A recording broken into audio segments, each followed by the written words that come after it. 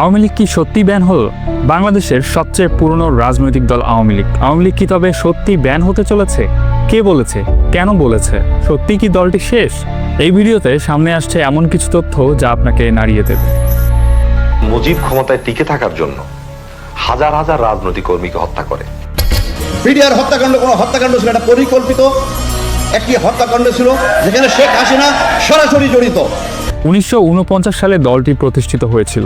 স্বাধীনতা অর্জনেও যে দলটির ভূমিকা ছিল মুখ্য, সেই দলটি অবশেষে অভিযুক্ত হয়েছে মানবাধিকার লঙ্ঘন, দমন নীতি ও ক্ষমতার অপব্যবহারের দায়। Human rights watch, amnesty international বলে দিয়েছে বাংলাদেশে শুধু গণতন্ত্র টিকে আছে নামের জন্য।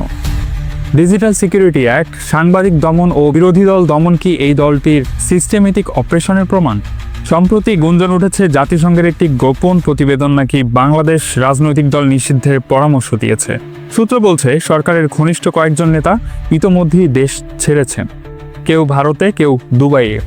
এর মধ্যেই ইন্টারনেটে ছড়িয়ে পড়ে একটি ভয়ানক শিরোনাম, আওয়ামী লীগ সাসপেন্ডেড। জনগণের প্রতিক্রিয়া আসলে মিশ্র।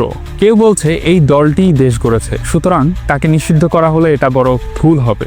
আবার কেউ বলছে সময় এসেছে ইতিহাসের শুদ্ধিকরণে। সোশ্যাল মিডিয়ায় চলছে বিতর্ক, ভয় আর এক ধরনের অজানা উত্তেজনার। প্রশ্ন হলো, এই গুঞ্জনের পেছনে কি সত্যি কোনো আন্তর্জাতিক ষড়যন্ত্র কাজ করছে, নাকি এটা বিরোধীদের ছড়ানো গুজব মাত্র? তবে একটি জিনিস নিশ্চিত, বাংলাদেশের রাজনীতিতে বড় কিছু ঘটতে যাচ্ছে। হয়তো সামনে এক বাংলাদেশ যেখানে ইতিহাস লিখবে নতুন কোনো হাত। আপনি কি ভাবছেন, আওয়ামী লীগ কি সত্যি ব্যান হতে চলেছে? কমেন্টে জানিয়ে দিন। সত্যের সন্ধানে আমরা আছি, আপনারা আছেন তো? আবর্তনের সঙ্গেই থাকুন পরবর্তী আপডেটের জন্য।